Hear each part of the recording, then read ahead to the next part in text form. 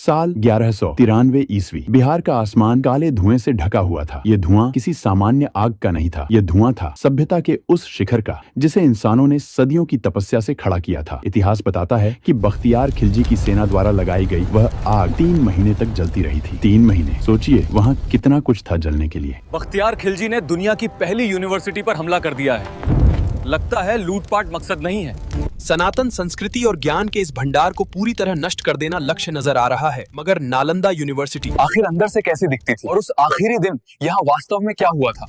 अगर आप सच जानना चाहते हैं तो चलिए इतिहास को शुरू से करते हैं। स्वागत है 5वीं शताब्दी के भारत में। स्वागत है जलने से पहले के नालंदा महाविहार में। यह सिर्फ एक विश्वविद्यालय नहीं था, यह ज्ञान का एक पूरा शहर था। इसकी नींव गुप्त वंश के शासक कुमार गुप्त प्रथम ने 5वीं शताब्दी में रखी थी। लेकिन आने वाली सदियों में हर्षवर्धन और पाल वंश के राजाओं ने इसे इतना भव्य बना दिया कि इसकी तुलना दुनिया में किसी भी चीज से नहीं की जा सकती थी। मैं चीनी यात्री हुएनसांग। मैं करीब 7वीं शताब्दी में यहाँ छात्र और शिक्षक के रूप में मैंने इस नालंदा यूनिवर्सिटी में अपनी सेवा दी थी। सैकड़ों विदेशी नागरिक मेरी तरह शिक्षा प्राप्त करने के लिए भारत आते थे।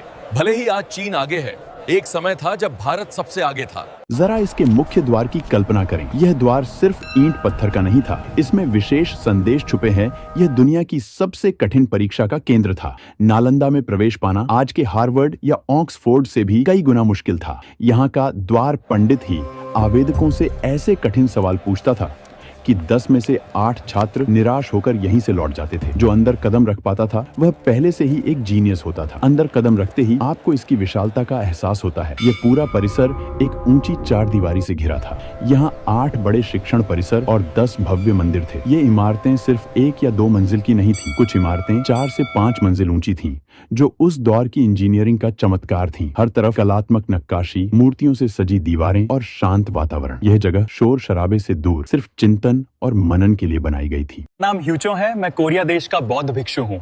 मेरी कक्षा शुरू होने वाली है। चलिए आपको भी अपने साथ नालंदा की कक्षाएं दिखाता हूँ। यहाँ का माहौल आज के लेक्चर हॉल जैसा नहीं था। यहाँ सन्नाटा नहीं बल्कि ज्ञान की गूंज होती थी। नालंदा को अक्सर बौद्ध मठ कहा जाता है, लेकिन यह एक अधूरा सच है। हाँ, यहाँ महायान बौद्ध धर्म की शिक्षा दी जाती थी, लेकिन यह तो बस शुरुआत थी। यहाँ वेदों का पाठ होता था, वहाँ तर्क शास्त्र पर तीखी बहस चलती थी। एक तरफ छात्र व्याकरण की जटिलताओं को सुलझा रहे थे, तो दूसरी तरफ चिकित्सा विज्ञान और शल्य चिकित्सा के प्रयोग हो रहे थे। खगोल विज्ञान, गणित, दर्शन शास्त्र और धातु विज्ञान, ऐसा कोई विषय नहीं था जो नालंदा की दीवारों के भीतर न पढ़ाया जाता हो। यह वह जगह थी जहां आर्यभट्ट जैसे खगोल शास्त्री ने शायद अपनी कुछ गणनाएं की होंगी।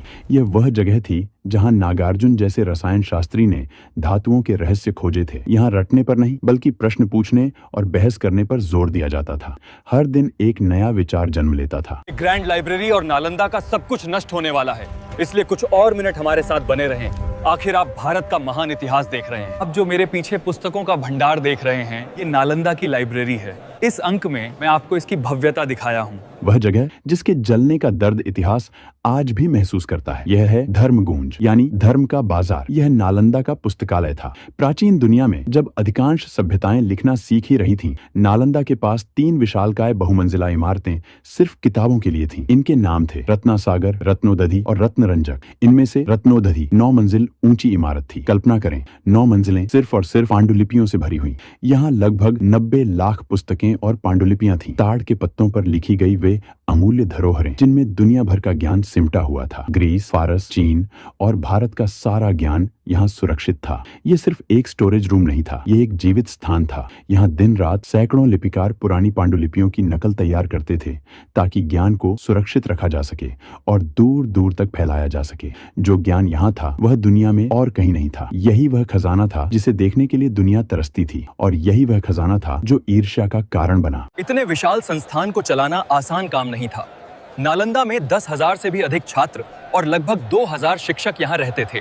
छात्र इन मठों या विहारों में रहते थे, जिनके पत्थर के बिस्तरों के अवशेष आज भी खंडहरों में मिलते हैं।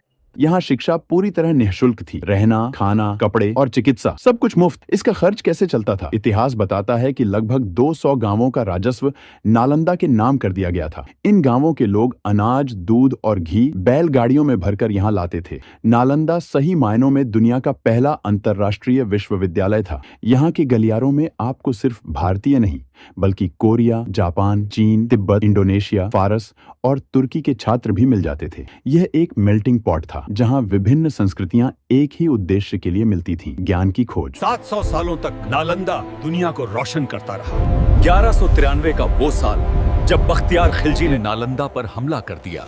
बख्तियार खिलजी का उद्देश्य सिर्फ लूटपाट नहीं था, उसका उद्देश्य था एक संस्कृति, एक विचारधारा और एक ज्ञान परंपरा को जड़ से मिटा देना, जिसमें वो सफल भी रहा। कहा जाता है कि जब धर्मगूंज पुस्तकालय में आग लगाई गई तो उसमें इतनी किताबें थीं कि वो आग 3 महीने तक नहीं बुझी। उस आग में हमने क्या खोया, इसका अंदाजा लगाना भी नामुमकिन है। चिकित्सा के वे फार्मूले, गणित के वे सिद्धांत, खगोल विज्ञान की वे गणनाएं जो शायद दुनिया को सदियों आगे ले जा सकती थीं, सब धुएं में मिल गईं।